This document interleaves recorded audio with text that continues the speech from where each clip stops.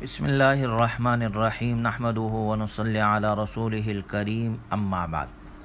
سیرت النبی صلی اللہ علیہ وسلم کا دوسرا درس آپ علیہ الصلاۃ والسلام کی گوشہ نشینی اور تنہائی غار حرا میں اختیار کرنا نبوت سے قبل، اس کے بارے میں ہے۔ جب آپ علیہ الصلاۃ والسلام کی عمر مبارک 40 سال ہوئی تو آپ علیہ الصلاۃ والسلام کو گوشہ نشینی اور تنہائی محبوب ہونے لگی، اور آپ علیہ الصلاۃ والسلام اجتماعی ماحول سے دور رہنے لگے، کیونکہ لوگوں کا بتوں کے سامنے سجدہ کرنا، انسانیت کا احترام نہ کرنا اور دیگر خرابیاں جو اس معاشرے میں پھیلی ہوئی تھی،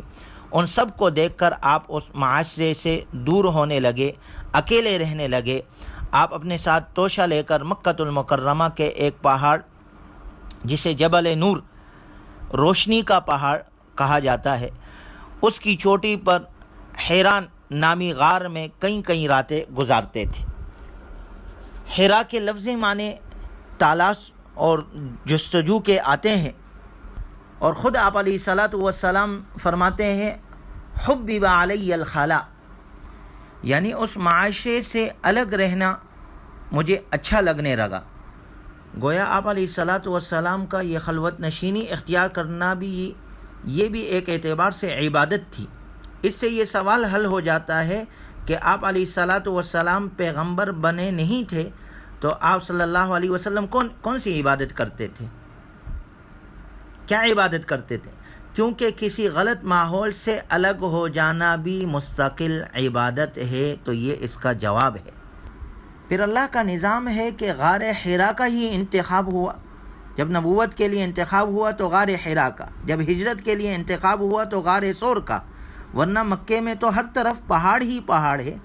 اور دیکھا جائے تو کعبۃ اللہ کے قریب تو سب سے قریب پہاڑ اول جبل وضع علی الارض، سب سے پہلا جو پہاڑ زمین پر رکھا ہے جبل ابی قبیس ہے۔ لیکن آپ صلی اللہ علیہ وسلم گوشہ نشینی کے لیے، تنہائی اختیار کرنے کے لیے جا رہے ہیں تو غار حرا کا انتخاب آپ کے لیے کیا گیا۔ اس کی وجہ علماء نے لکھی ہے کہ غار حرا پر اگر بیٹھ کر نظر ڈالی جائے تو سیدھا سامنے کعبۃ اللہ پر نظر پڑتی ہے۔ یہ تو اب محلات بن گئے اور بلڈنگیں، مکانات بن گئے تو درمیان میں نظر نہیں آتا، ورنہ اس وقت تو براہ راست وہاں سے کعبۃ اللہ نظر آتا تھا۔ تو گویا یہاں 3 چیزیں اس غار میں جمع ہو گئی: فکر کے لیے خلوت، نظر کے لیے کعبۃ اللہ، اور ذکر کے لیے سکون۔ تو اللہ نے اس اعتبار سے انتخاب غار حرا کا کیا۔ ایسا معلوم ہوتا تھا کہ کوئی غیبی طاقت اور غیبی آواز آپ علیہ الصلاۃ والسلام کو چلا رہی اور آپ کی رہنمائی کر رہی ہے، اور اس بڑے منصب کے لیے آپ کو تیار کر رہی ہے۔ اس زمانے میں تنہائی اور خلوت پسندی آپ کا شیوا اور معمول بن گئی، اور آپ علیہ الصلاۃ والسلام کو سب سے علیحدہ ہو کر تنہا بیٹھنے سے بڑا سکون ملتا تھا۔ آپ صلی اللہ علیہ وسلم مکۃ المکرمہ سے دور جا کر اس پہاڑ پر بیٹھ جاتے تھے، اور خود آپ صلی اللہ علیہ وسلم فرماتے ہیں کہ مکے کے راستوں پر جب میں گزرتا تھا تو شجر اور حجر سے آواز آتی، السلام علیکہ یا رسول اللہ۔ آپ اپنے دائیں بائیں اور پیچھے مڑ کر دیکھتے تو درختوں یا پتھروں کے سوا کوئی کچھ نظر نہیں آتا۔ مسلم شریف کی روایت ہے، آپ صلی اللہ علیہ وسلم نے فرمایا، انی لأعرف حجرا بمکہ کان یسلم علی قبل ان یبعث انی لأعرفہ الآن۔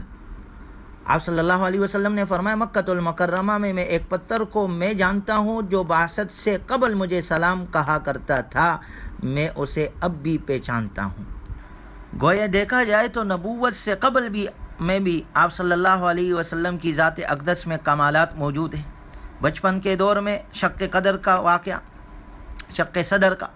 اور اس کے بعد پھر آپ نے بکریاں چرائی، اس کے بعد پھر آپ کے صداقت اور امانت کا چرچا، حجر اسود کا آپ کے ہاتھ پر رکھا جانا اور جھگڑے کا ختم کرنا، اب آپ کی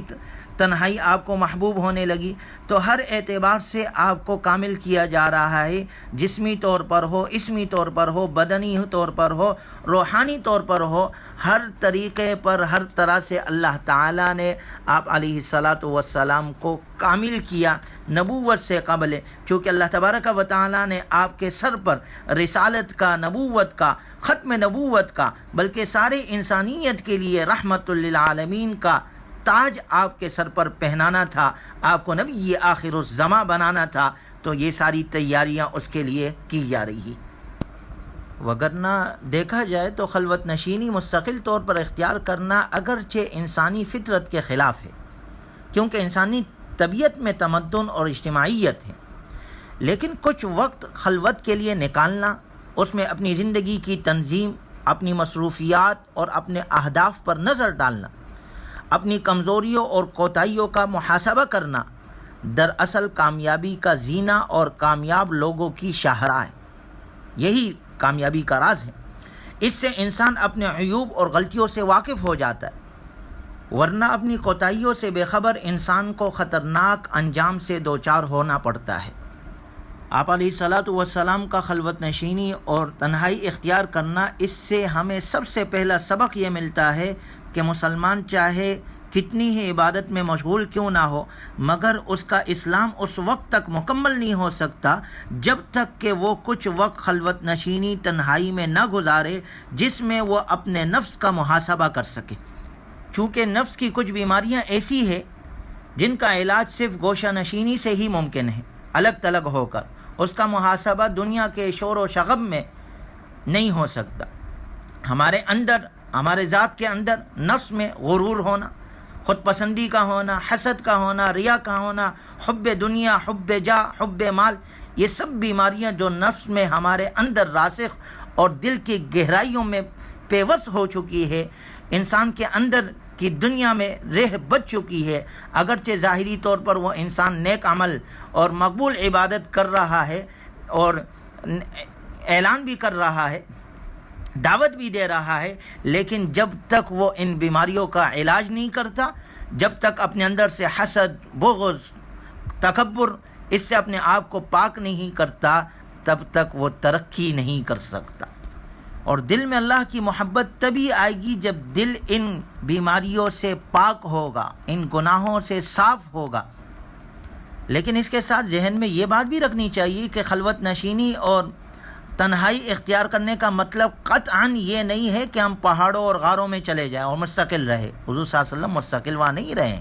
چند عرصے تک، اور اس کے بعد نبوت کے بعد آپ نے ساری زندگی گزاری، ہمیں تعلیمات دی ہے۔ سب سے الگ تلگ ہو کر رہ جانا، یہ ہمارا دین ہمیں نہیں سکھاتا، بلکہ آپ صلی اللہ علیہ وسلم صحابہ کے ساتھ، آپ صلی اللہ علیہ وسلم کا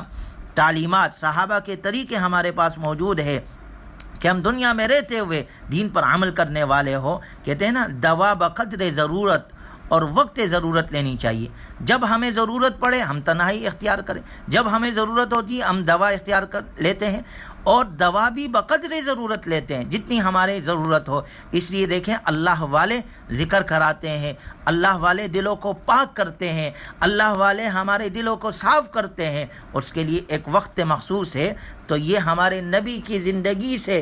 تنہائی سے ہمارے لیے بھی یہ سبق ملتا ہے کہ ہم بھی اپنے 24 گھنٹے میں کچھ وقت ایسے نکالیں جس سے ہم اپنے دلوں کا محاسبہ کریں، اپنے دلوں کو پاک کریں، لیکن دنیا میں رہتے ہوئے، کیونکہ ہماری ابتدا دنیا سے ہے، انتہا آخرت ہے۔ ہمیں تو نبی نے سکھایا، ربنا آتنا فی الدنیا حسنہ، اللہ میں دنیا بھی عطا فرما اچھی، وفی الآخرۃ حسنہ، آخرت بھی ہمیں اچھی عطا فرما۔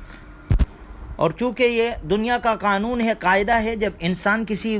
برائی کو دور کرنے پر قادر نہ ہو